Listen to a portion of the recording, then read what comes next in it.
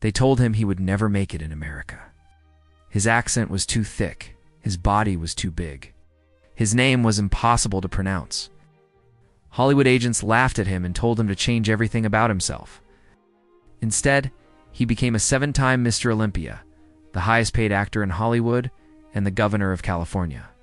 This is the story of a man everyone underestimated, Arnold Schwarzenegger. Arnold Alois Schwarzenegger was born in 1947 in a tiny Austrian village called Thal. The house he grew up in had no electricity, no plumbing, and no running water. His family had to fetch water from a well outside. His father, Gustav, was a strict police officer who raised Arnold like a soldier. Push-ups before breakfast, constant comparisons to his brother. No excuses, no weakness. Austria was still recovering from World War II. Food was limited, and opportunities were almost non-existent. Most people in Arnold's village never left and never dreamed of anything more. But Arnold was different. At age 10, his soccer coach took the team to a gym. The first time, Arnold saw a bodybuilder's massive muscles, confidence, strength. Something just clicked. That night, he told his family, "I'm going to be the greatest bodybuilder in the world." They laughed. His father said it was foolish. His teacher said it was unrealistic. Arnold didn't care. He trained obsessively. The gym had no heating, so he worked out in the freezing cold. Couldn't afford proper food, so he ate whatever he could find. Studied American bodybuilding magazines like they were textbooks. By age 15, Arnold had a plan. He would move to America. He would become Mr. Universe. He would become a movie star. He would make millions. People thought he was delusional. But Arnold wrote his goals down anyway and repeated them every single day. At age 20, he became the youngest Mr. Universe in history, but he wasn't satisfied. In 1968, with almost no money and barely speaking English, Arnold moved to America. His accent was thick. His English was broken. But his belief was unshakable.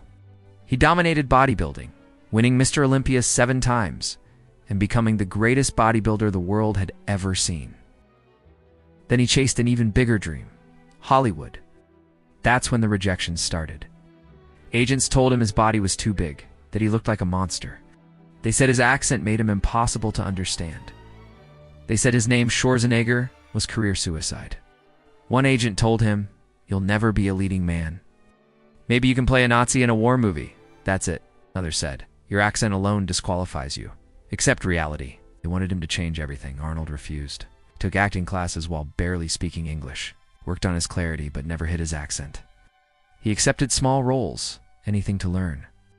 In 1977, he appeared in a bodybuilding documentary called Pumping Iron. It became a cult hit. People started noticing him. Then came 1982, Conan the Barbarian.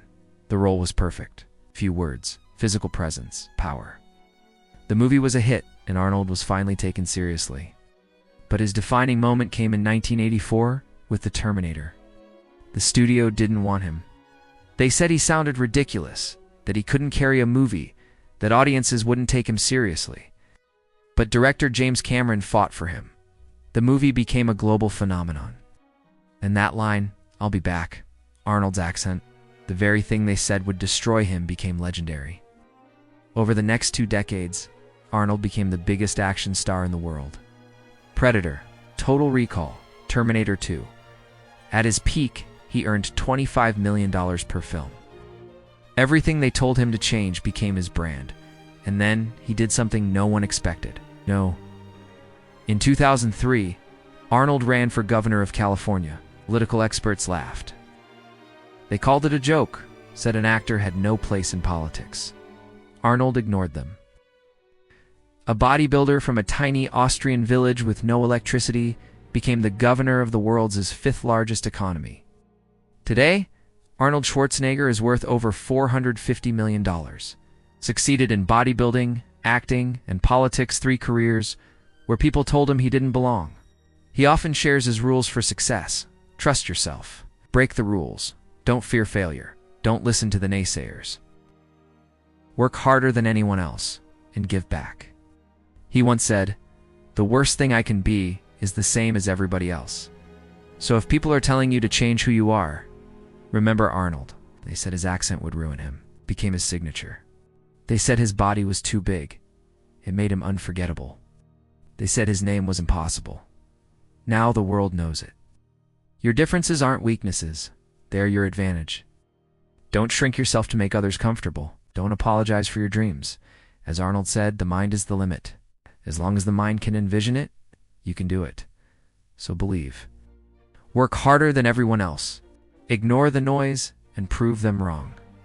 Thanks for watching.